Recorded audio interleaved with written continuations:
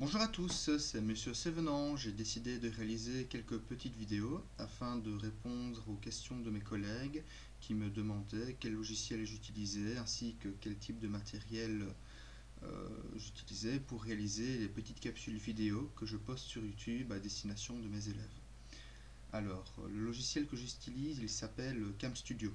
C'est un collègue qui réalise aussi des vidéos pour ses classes inversées, Monsieur Jamard, qui nous l'avait présenté en formation continue à l'Elmo Sainte-Croix il y a un an ou deux, si ma mémoire est bonne. Donc il m'avait fait découvrir ce petit logiciel et je le trouvais vraiment très pratique, très intuitif, et donc j'ai décidé de le réutiliser, de le garder. Alors CamStudio, vous avez ici donc une petite fenêtre.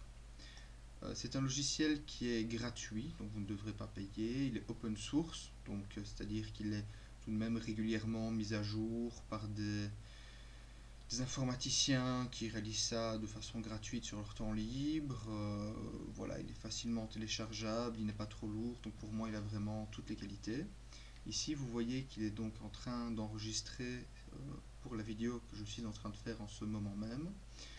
Donc c'est une petite fenêtre ici qui présente différentes options. Je vous expliquerai dans une autre vidéo comment le paramétrer et quelles sont les différentes options. Et là je vais juste simplement vous montrer comment le télécharger et l'installer. Alors pour télécharger CamStudio, c'est très simple, hein. Vous tapez CamStudio dans votre moteur de recherche, vous allez directement tomber sur le site camstudio.org. Donc c'est sur ce site là qu'il faut aller le télécharger. Je vous conseille de ne pas le télécharger sur notre site parce que ça c'est vraiment le site officiel camstudio.org. Alors voilà, vous voyez ici que je suis bien sur le bon site, camstudio.org. Et donc ici, il propose différentes façons de le télécharger selon les machines, etc. Donc voilà, si vous avez un Mac, vous savez le télécharger pour votre Mac.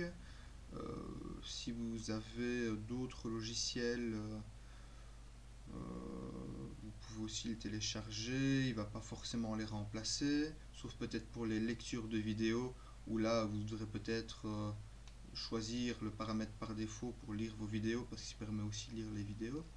Si vous avez un autre système d'exploitation que Windows, voilà, il propose plusieurs versions. Ici, je ne vais vous montrer qu'avec Windows. Alors ici, il vous propose plusieurs versions du logiciel. Il vous propose un forum de support, il vous propose un FAQ pour les questions que vous auriez. Donc moi, je vous conseille de télécharger cette version-ci, celle qu'on voit ici. Et je vous expliquerai pourquoi après. Donc ici, il suffit de cliquer sur télécharger la version Lossless Codec version 1.5. Alors vous avez une autre fenêtre qui s'ouvre avec un petit décompte 5, 4, 3, 2, 1 qui apparaît ici. Et une fois que ça tombe à 0, le téléchargement commence automatiquement. Voilà, je vous propose de l'enregistrer. Moi, je vais l'enregistrer sur mon bureau, comme ça je sais le retrouver facilement. Hop, on enregistre. Téléchargement terminé. Je double-clique pour l'ouvrir.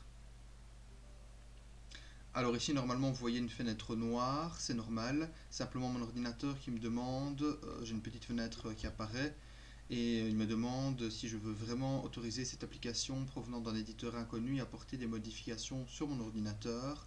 Là, je clique sur oui.